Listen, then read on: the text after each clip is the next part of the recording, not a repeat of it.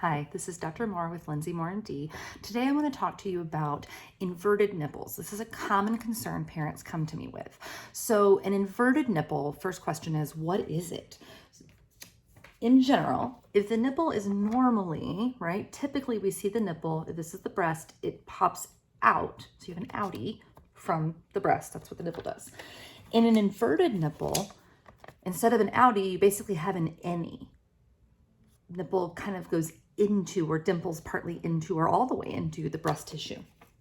Why does this happen? There's quite a few reasons it can happen. A true inverted nipple is really most commonly likely due to before you were born, the way you were developing in the womb, some connective tissue developed that was holding the nipple sort of down deeper than it needs to be.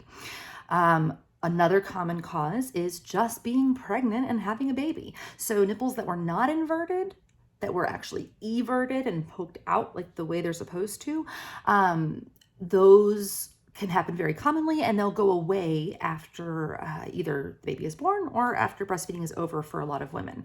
Other common causes can be if you've had any sort of surgery in that area and there's some scarring potentially, if there's been an infection in that area, or if you have cancer in that area, or if you have had cancer treated in that area, or really any other injury or insult to that region, the nipple areolar sort of complex or area.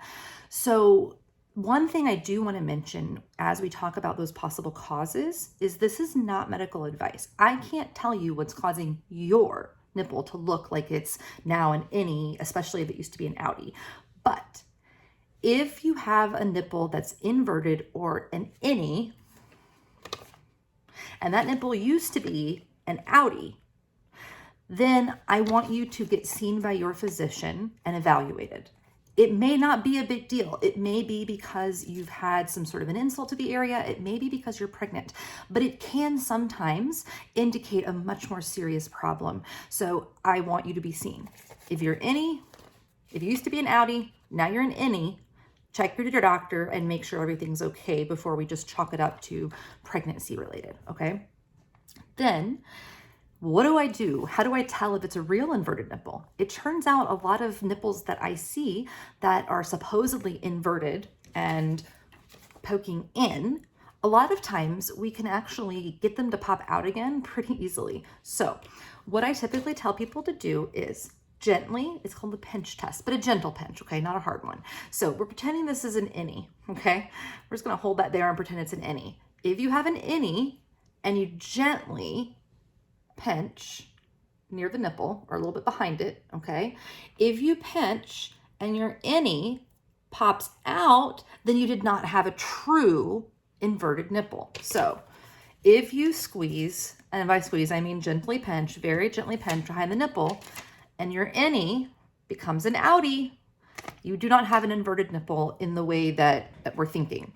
If you have an innie and you squeeze gently behind it, same pinch test, and you get more of a flattening of the nipple. It's not popping out, but it's no longer inside. It's not an innie anymore. Again, not really a truly inverted nipple.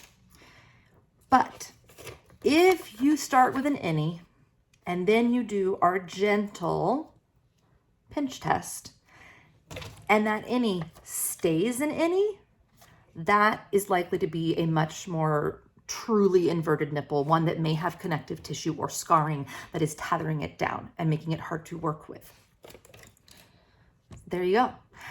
If you do have a truly inverted nipple, then watch the next video for how to treat that and make breastfeeding more easy for you. If it turns out you don't have a truly inverted nipple, then don't worry too much about it. The same basic latch 101 techniques I have in my other videos may help you. Or you can try the things that are for truly inverted nipples, and they may help also. And if you have an outie nipple that is now newly an innie nipple, I want you to get that checked out by your doctor, okay? Have a great day.